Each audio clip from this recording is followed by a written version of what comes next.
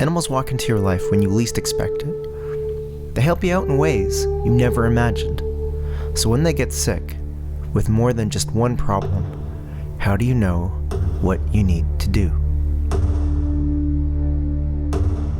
I'm free from living lies, free from my own deception, headed the right direction. I walk through the fields of mud. Don't go, don't leave me here all alone. I'm marked and trained, I'm a reckless man. That's why I'm running late. And oh, Mom, it's so hard. Think I'll take another shot.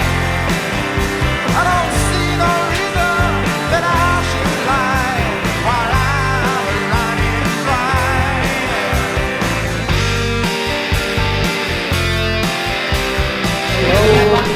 Hi, Chris. How's it going? Good, how are you? Good. Thanks for inviting us over. Meet Rick.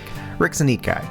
And the first thing we do whenever we walk into someone's home is we sit down, we chat, we might have a coffee, we're spending some time, we want them to feel comfortable with us. But the other reason to do this is the pets are looking. We might put out some good scents, but we definitely want to put out a good vibe for them. We want them to know that we're friendly, and when we do things, it's going to be on their terms. It makes a big difference moving forward.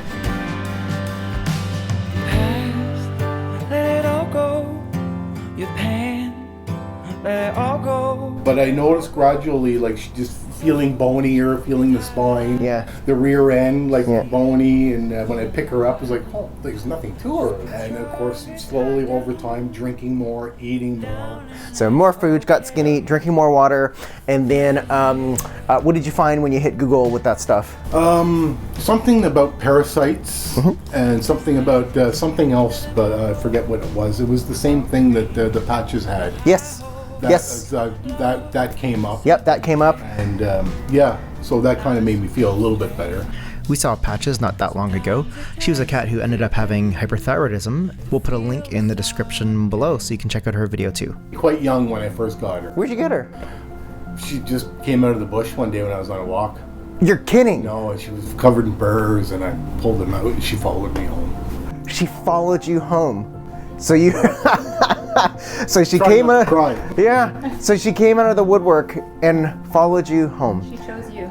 Yeah. This little thing chose you. So it's obvious that Kirk's got a special place in his life for this cat, for Mama. And we were going to find out more about that as our care for Mama continued. What we're going to do is we are going to do our exam, and we're going to, as we do the exam, as we move forward, you are absolutely driving the bus. You get to tell us, yes, I prefer this. This is something that I agree with. I don't agree with that. Your opinion is I really appreciate counts. that, but Really no, counts. She's in your hands. Yeah, we're definitely going to help. I trust you. Thank you. I really want you to feel like that. You know, you're part of our team. You are more than welcome to tell us how you feel, how things should go. Why? Because you know her the best.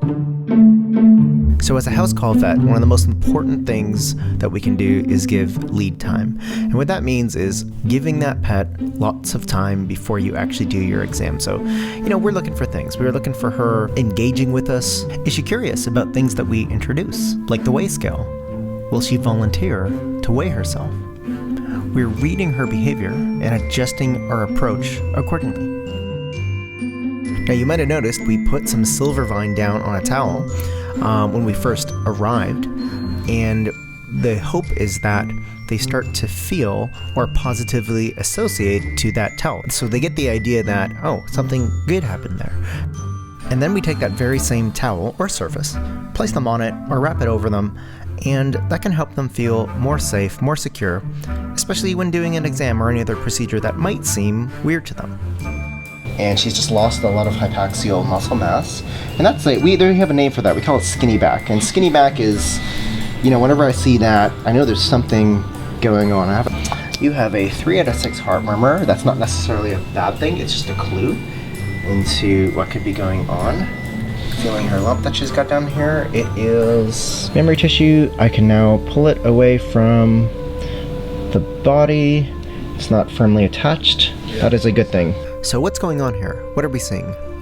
We've got a lump, a heart murmur, weight loss, and while we were there, I could definitely tell that the amount of water she was drinking seemed too high.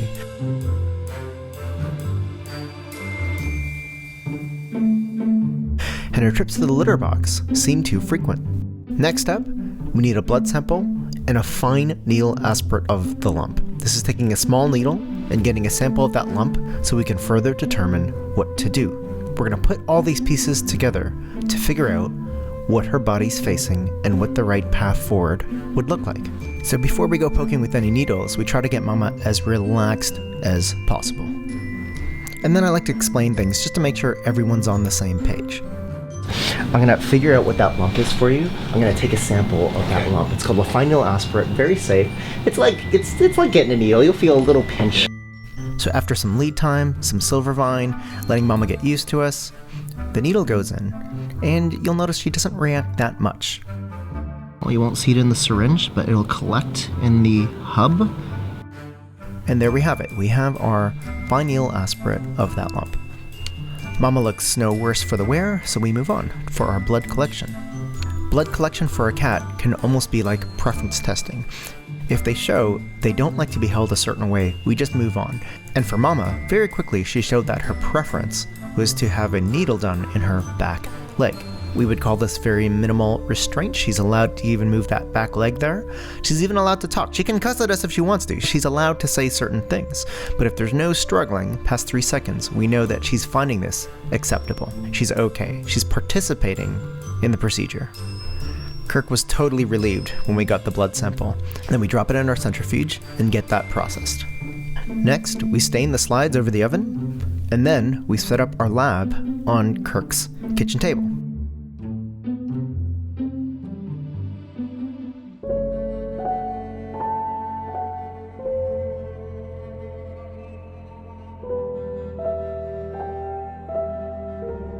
And what we're starting to see are collections of round cells. Round cells coming from a lump in the memory tissue. This isn't ideal. This isn't something that you necessarily want to see. When I saw those round cells, I don't know how well I can hide these feelings on my face, but regardless, this is something that needs to be explained very carefully, but with a lot of compassion and understanding, because it's obvious what this little kitty means to Kirk. And what Kirk told me was that there was a point in his life where things got very dark, like they can for any of us. And it was this cat, it was Mama, that if not for her, Kirk might not be around today. And so when I talk about round cells or lumps, it is a fine line. It is something where we need to explain exactly what's going on, but it is also very important not to extinguish that hope and that optimism and the possibilities of what could happen if things go the right way.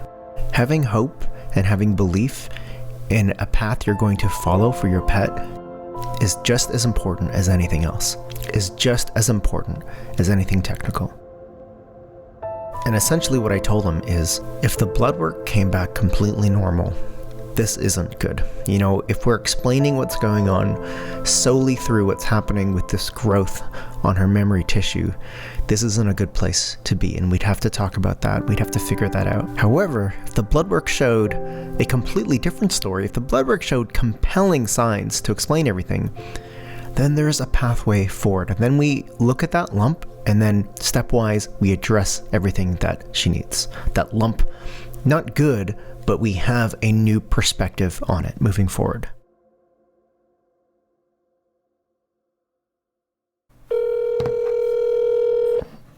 Hello, Kirk. It's Dr. Chris. How you doing? Good. How are you, Dr. Chris? Very good, very good. I wanted to let you know I've got the bulk of the results in. Okay. Your gut instinct was right, Kirk. A normal thyroid level for a cat is between 10 and 60. They should be about 30. She was 203. Oh, okay. 203. Isn't that something?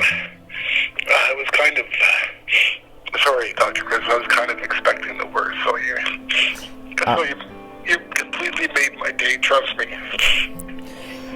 One thing I also want you to know is once we can get her stabilized, learn the truth of her body by treating her with a thyroid, we are going to help you with that lump, okay? Thank you for the good news, brother. Can't wait to see you, okay? Yeah, me too. Absolutely. Okay. Thanks again. Okay, bye. Bye. Hyperthyroidism is when your thyroid hormone goes really, really high and can result in the weight loss, excessive eating, drinking, peeing, all the above, everything that we were seeing from Mama. Now that lump, if it's not playing a role right now, if left, it will be. It most likely will be a problem. And so we need to work out something to do with that lump. So that's for another episode. We're gonna figure it out. Till next time.